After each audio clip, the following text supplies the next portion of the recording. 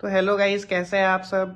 मैं अपना दूसरा वीडियो काफ़ी टाइम के बाद बना रहा हूँ क्योंकि मैं थोड़े कॉम्प्री एग्ज़ाम्स में बिज़ी था। फिर थोड़ा घर वर में कुछ काम था तो मैं इस वजह से थोड़ा लेट हो गया। मेरे को बहुत लोग का कमेंट आया था कि हम दूसरा वीडियो के लिए वेट कर रहे हैं, तो मैं तो दूसरा वीडियो ज़रूर ही मैंने बोला ही था कि मैं दूसरा वीडियो बिल्कुल बनाऊँगा।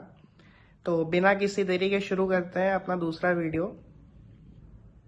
तो पहले तो जिन लोगों को मेरे बारे में नहीं पता, मैं अपने बारे में बता देता हूँ। तो भाई, मैं इंजीनियर हूँ। मैंने अपना बीटेक एनएसआईटी दिल्ली से किया है और मैं अभी एमबीए कर रहा हूँ बिट्स पिलानी से, उनके पिलानी कैंपस के बिजनेस एनालिटिक्स कोर्स में।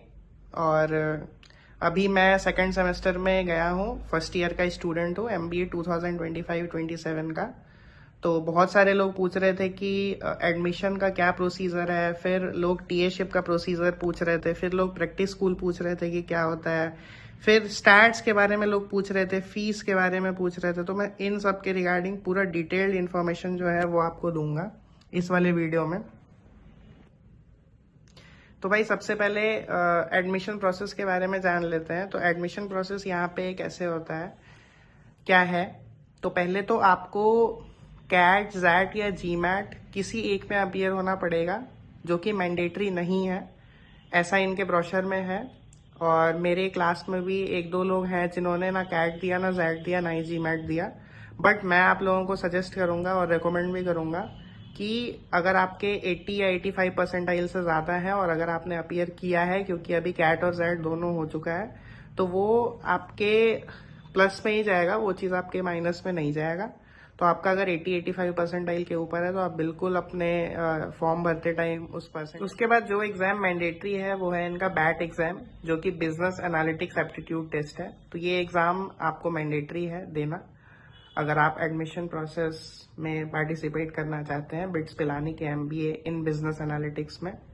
तो बेसिकली एक ऐसा पेपर होता है, तो पहला तो जनरल एप्टीट्यूड सेक्शन होता है, जो कि आपका नॉर्मल कुछ एलआर के क्वेश्चंस होंगे, कुछ आपको मैथ्स के क्वेश्चन होंगे और कुछ इंग्लिश के क्वेश्चंस होंगे।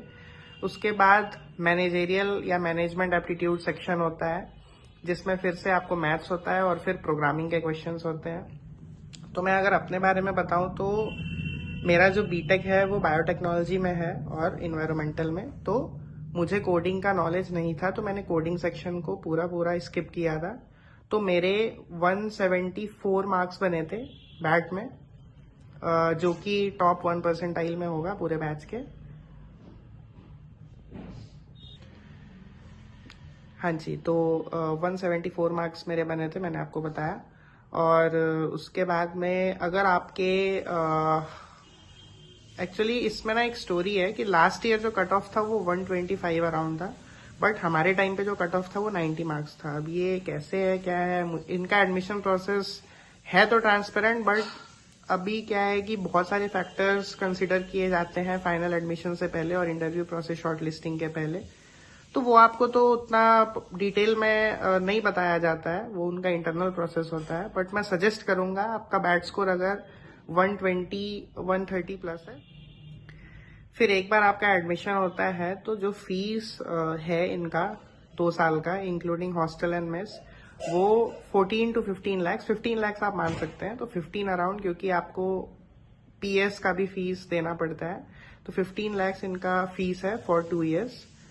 अब इसमें है क्या कि अगर आपका सिलेक्शन हो जाता है फॉर हायर डिग्री, तो टीचिंग असिस्टेंटशिप प्रोग्राम है, बिट्स ऑफर करता है इसको एक्सक्लूसिवली अपने पीएचडी वालों को भी ऑफर होता है, ये हायर डिग्री वालों को भी ऑफर होता है, और यूजी के भी कुछ बच्चों को टीएशिप दिया जाता है। उनका कुछ बच्चों का अप्रूव होता है, बहुत कम, बट पीजी के मैक्सिमम बच्चे, लगभग सारे बच्चे टीएशिप करते हैं।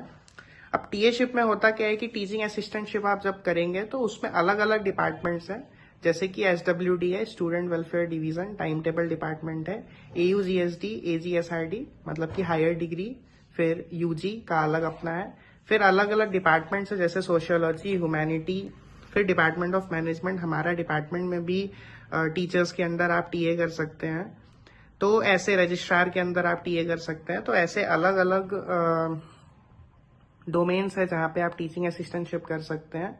तो उसका प्रोसेस तो ये रहता है कि सबसे पहले तो जब विंडो ओपन होने से पहले आपको अलग अलग जगह पे जाकर रिकमेंडेशन लेना होता है, रिक्वेस्ट करना होता है कि अगर टीए के लिए कोई स्पेस हो, ऑक्यूपेंसी हो, तो उस हिसाब से अगर वैकेंसी होती है तो वो आपको बताएंगे जो भी ऑथोरिटीज हैं, और फिर वो रिकमेंड करेंगे वाया मेल, तो आपका टीए जो है आपका अप्रूव होगा AGSRD से।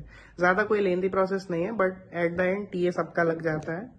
तो टीए में बेसिकली 60,000 अभी चल रहा है इनका स्टाइपेंड, जो कि आपको एक सेमेस्टर में मिलता है। तो 3 सेमेस्टर अगर आप बिट्स में हैं, क्योंकि 4th सेमेस्टर में प्रैक्टिस स्कूल होता है, तो 1,80,000 जो कि लगभग 2 लाख रुपए होते हैं, वो आपका रिकूप हो जाता है। तो फीस में से ही अगर मैं उसको माइनस करूं तो वो 13 LP आएगा, और फिर 2 से 3 लाख रुपए अगर आप PS करते हैं तो उधर आपका रिकूप हो जाएगा 6 महीने में। तो उस हिसाब से जो मैंने 10 लाख 9 लाख का जो फिगर दिया था, तो 10 लाख के अराउंड आपका नेट फीस जो है वो आता है, क्योंकि आप 4 से 5 लाख रुपए रिकूप कर लेते हैं। अब प्रैक्टिस स्कूल एक प्लेटफॉर्म है जिसमें जो कि बिट्स के करिकुलम में है, both for UG and PG। इसमें आपको 6 महीने का इंटर्नशिप इंडस्ट्री एक्सपोजर प्रोवाइड कराया जाता है। इसका भी क्राइटेरिया GPA क्राइटेरिया, फिर इसमें भी इंटरव्यूज होते हैं, और फिर आपका इंटर्नशिप लगता है किसी कंपनी के अंडर, जहां पे आप 6 महीने काम करते हैं। अगर आप UG के स्टूडेंट हैं तो आपका 2 PS होता है, PS1 और PS2, और PG में 1 PS होता है जो कि 4th सेम में होता है। और थीसिस करते हैं वो बच्चे जो कि या तो PS ऑप्ट आउट कर जाते हैं किसी वजह से, या जिनको PS एलोकेट नहीं हो पाता। तो ये PS से रिलेटेड बात थी। अब आते हैं प्लेसमेंट स्टैट्स और SIP के बारे में। तो अगर 23-25 बैच की बात करें, जो 2025 में पास आउट हो गए, तो 17.5 के अराउंड का मीडियन पैकेज जो है वो उनका हुआ था, और 92 to 95% लोगों का फाइनल प्लेसमेंट हो गया था, और SIP 100% अचीव कर लिया था उन लोगों ने उनके बैच में। अब 24-26 जो हमारे सीनियर है, अगर उनके बारे में बात करें तो उनका भी 90% से ऊपर लोगों का समर प्लेसमेंट्स जो है वो हो गया था। कुछ के, बहुत कम लोग के अनपेड इंटर्नशिप थे, और मैक्सिमम लोगों का जो इंटर्नशिप था वो पेड था। रिलायंस 17 लोगों को लेके गई थी जिनका अनपेड इंटर्नशिप था, बट इंटर्नशिप लगभग सारे लोगों की। अब उनके फाइनल प्लेसमेंट्स के बारे में बात करें जो कि ऑन गोइंग है, तो अभी 68 का उनका बैच स्ट्रेंथ है, जिसमें से एज ऑफ नाउ मैं ये वीडियो शूट कर रहा हूँ 17 जनवरी 2026 को, तो 22 आउट ऑफ 68 22 लोगों का प्लेसमेंट जो है वो हो चुका है फुल टाइम के लिए, और अभी ऑन गोइंग है, अभी प्रोसेस चलेगा टिल जुलाई। और अगर हम PS की बात करें तो 68 में से 60 प्लस की PS हो गई है। 2 से 3 लोग ऐसे हैं जिनकी PS एलोकेट नहीं हुई, बाकी 3 से 4 लोग ऐसे हैं जिनको थीसिस करना था क्योंकि उनका PPO मिल गया था उनको। बाकी 60 प्लस लोगों की PS एलोकेट हो गई है। तो ये तो उनके बैच का हाल है। हमारा अभी SIP ऑन गोइंग है। हमारे टाइम पे अभी एज ऑफ नाउ अगर मैं बात करूं तो हमारा 60 का बैच है, जिसमें से 6 बच्चों का समर प्लेसमेंट हुआ है, जो कि 10% होता है। आई नो ये फिगर्स बहुत ही कम है, बट ये फिगर्स तो प्रॉमिसिंग नहीं है, बट हमें पूरा उम्मीद है कि हमारा जो बैच है वो बढ़िया करेगा। अभी तो मई तक का टाइम है हमारे पास, तो ये नंबर्स जल्दी जल्दी बढ़े ऐसा हमें उम्मीद है। बाकी हमारा जो प्लेसकॉम है वो भी अपॉर्चुनिटीज ऑनबोर्ड कर रहा है, तो अभी एज ऑफ नाउ तो श्योरिटी मैं आपको नहीं दे पाऊंगा कि हमारे समर प्लेसमेंट्स का क्या होगा, बट मार्च तक ही क्लैरिटी मिलेगी। But I hope so, fingers crossed, कि बढ़िया हो हमारा भी SIP। Thank you guys. एक चीज मैं बोलना चाहूंगा, अपने पहले वाले वीडियो में भी बोला था कि आपके सपोर्ट के बिना ये वीडियो बनाना, मतलब मैं तो इन्फॉर्मेशन के लिए वीडियो बना रहा हूँ, बट बिना सपोर्ट के मुझे भी काम करने में मजा इतना आएगा नहीं। तो आप लोगों का सपोर्ट चाहिए। आप लोग चैनल को फॉलो करिए, वीडियो पसंद आया तो वीडियो को लाइक करिए, चैनल को सब्सक्राइब करिए, शेयर करिए, और मिलते हैं अगले वीडियो में। कमेंट सेक्शन में बताइएगा कि आपको किस टॉपिक से रिलेटेड वीडियो चाहिए, तो मैं वीडियो बना दूंगा। Okay, take care, bye bye.